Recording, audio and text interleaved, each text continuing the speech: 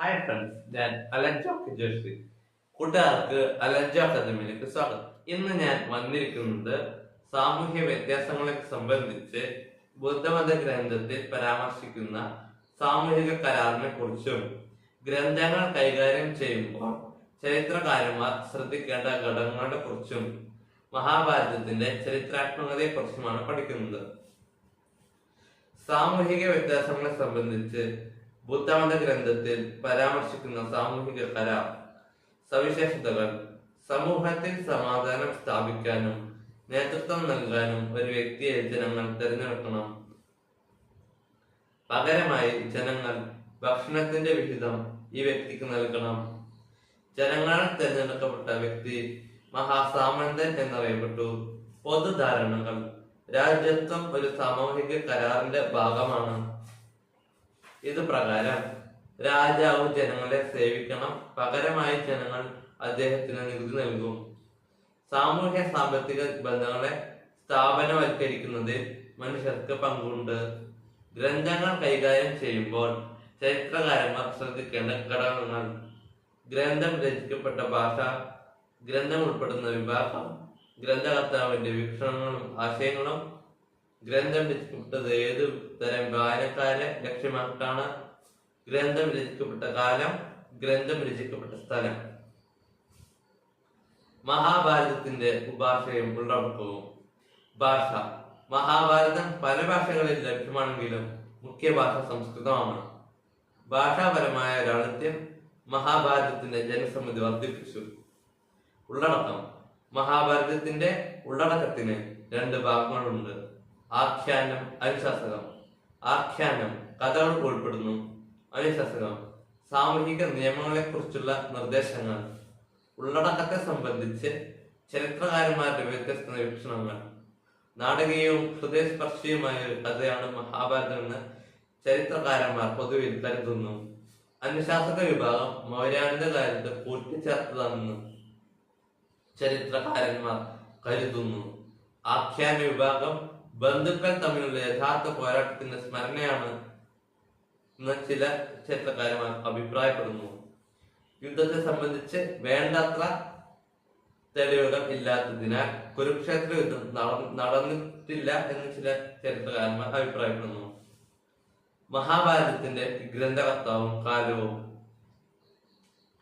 ചരിത്രകാരന്മാരുടെ വീക്ഷണങ്ങൾ: മഹാഭാരതം രചിച്ചത് വ്യാസമഹർഷിയാണ് എന്നത് പരമ്പരാഗതമായ വിശ്വാസമാണ്. മഹാഭാരതം ഏക വ്യക്തിയുടെ രചനയല്ല, ഒന്നിലധികം വ്യക്തികൾ പല കാലങ്ങളിലായി രചിച്ചതാണ് മഹാഭാരതം. 1,00,000 ശ്ലോകങ്ങളുള്ള മഹാഭാരതം രചിക്കുവാൻ ഒരു വ്യക്തിയെ കൊണ്ട് കഴിയില്ല. മഹാഭാരതത്തിന്റെ യഥാർത്ഥ കഥ രചിച്ചത് സൂതന്മാർ എന്നറിയപ്പെട്ട ഗായക കവികളാണ്.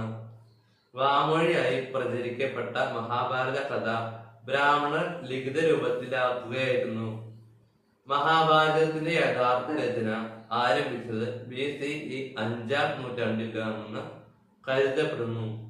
BCE 200 മുതൽ BCE 200 വരെയുള്ള കാലഘട്ടമാണ് മഹാഭാരത രചനയുടെ രണ്ടാം ഘട്ടം.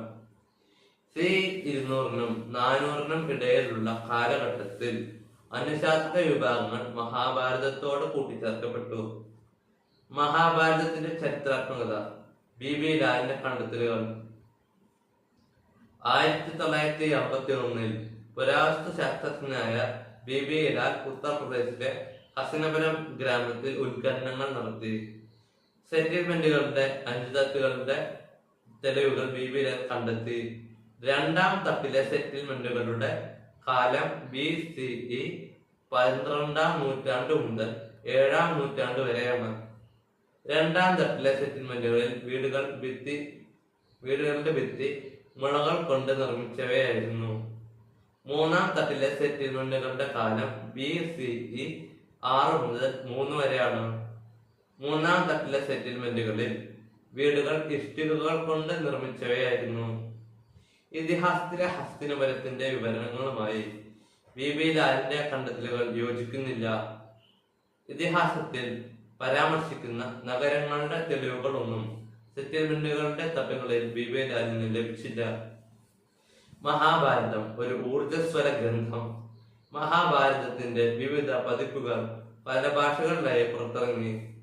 ഇതിഹാസത്തിന്റെ പല സംഭവങ്ങളും ചിത്രങ്ങളിലും ശില്പങ്ങളിലും ആവിഷ്കരിക്കപ്പെട്ടു.